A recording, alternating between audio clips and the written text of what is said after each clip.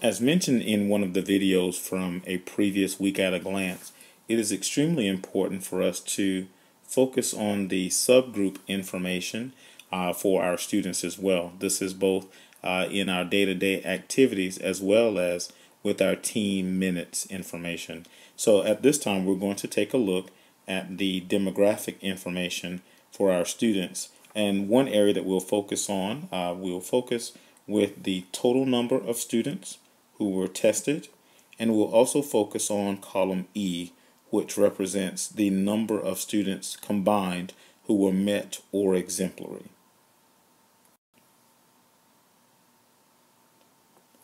It's very important to be familiar with the areas or the subgroups as identified by the state of South Carolina.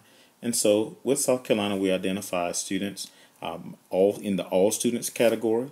We also have students who are male. We have female students. Students are categorized in reference to whether they're Hispanic or Latino, American Indian or Alaska Native, Asian, African American, Native Hawaiian, white, multiracial, whether the students have a disability or non-disability, whether the students are migrant students or non-migrant students, and if there's a limited English proficiency. Additionally, information may be gathered in reference to students who are non-LEP or non-limited English proficient students. We're going to focus attention on column E. So we'll notice that all students, and this is the combined students who are met and exemplary in the area of 6th grade science, 76% of our students were met or exemplary in 6th grade science. Additionally, we, in reference to male and female, almost identical, about 76% of our males and 76% of our females were exemplary or met in science. 55% of our Hispanic students. For the areas, if you notice, if there are no numbers here, then that's going to let us know that there were not enough students in the subgroup to gather information. For our African American students, about 61.5% of our students were met and or exemplary with 6th grade science. 86.9% of our Caucasian students, 55.9% of our students with disabilities, 78.7% of our non-disabled students, and 76.1% of our non-migrant students were met and or exemplary in 6th grade science. For 6th grade social studies, you'll notice that we have the same areas as identified earlier.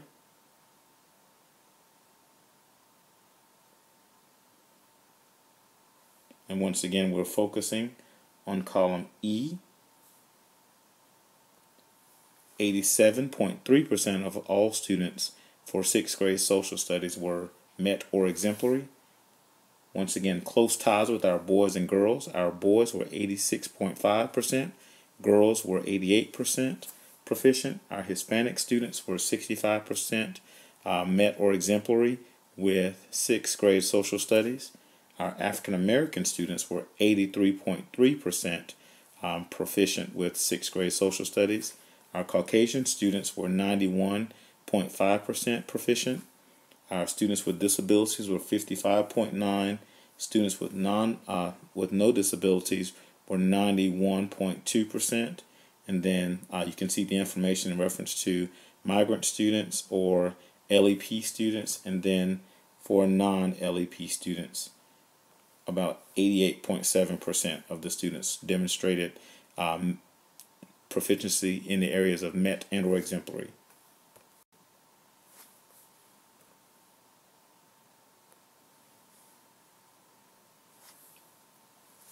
For 7th grade science, once again, we're going to focus attention on column E.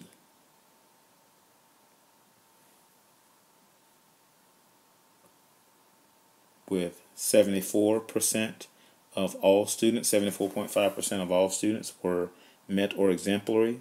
We'll see a slightly different discrepancy than we did with 6th grade. In that 7th grade, we have 63.9% of our boys were met or exemplary in 7th grade science, and 86% of our girls were met or exemplary. 82.6% of our Hispanic students were met or exemplary. 51.8% of our African American students, 87.9% of our Caucasian students. And it's important to notice the differences